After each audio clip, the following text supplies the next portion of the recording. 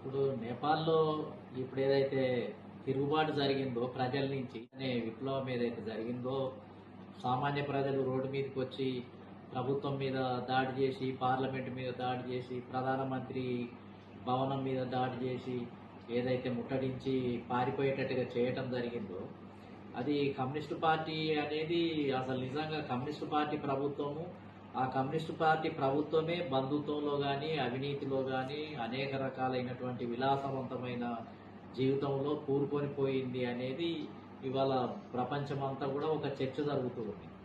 కాబట్టి ఇది communist party ఈ విధంగా చేసేటప్పటికీ అది అన్ని దేశాలలో ఉన్న కమ్యూనిస్టు పార్టీల మీద దీని యొక్క ప్రభావం పడ్డది.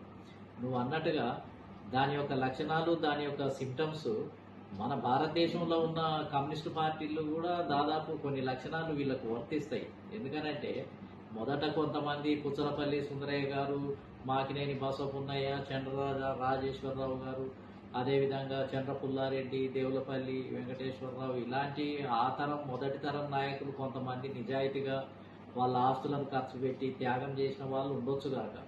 కానీ కమ్యూనిస్టు పార్టీలు ఇక్కడ కొద్దిగా అవి ప్రజలకు దూరంగానే ఉన్నాయని చెప్పాలి. నేపాల్లో ప్రజలకు దూరంగా ఉండి తమ స్వార్థం కోసము, అదేవిధంగా మొత్తము విలాసాలలో తేలిపోయి సామాన్య ప్రజల్ని పట్టించుకోకుండా ఎట్లా ఉందో, ఈ భారతదేశంలో కూడా ఉన్నటువంటి కమ్యూనిస్టు పార్టీలు ఇక్కడ ఉన్నటువంటి ఎస్సీ, ఎస్టీ, బీసీ మైనార్టీలను వాళ్ళు గుర్తించలేదు. వీళ్ళను అసలు ప్రజలుగానే గుర్తించలేదు. ఇక్కడ ఉన్నటువంటి కమ్యూనిస్ట్ పార్టీలు కార్మికులు, కర్షకులు, కూలీలు అనే పేరుతోటి జనరల్గా మాట్లాడి అది కార్మికులకు, కర్షకులకు కూడా నాయకత్వాలలో స్థానం ఇవ్వలేదు, పోలిట్ బ్యూరోలలో ఇవ్వలేదు, కేంద్ర కమిటీలలో ఇవ్వలేదు, ఎమ్మెల్యే టికెట్లలో కూడా ఇవ్వలేదు.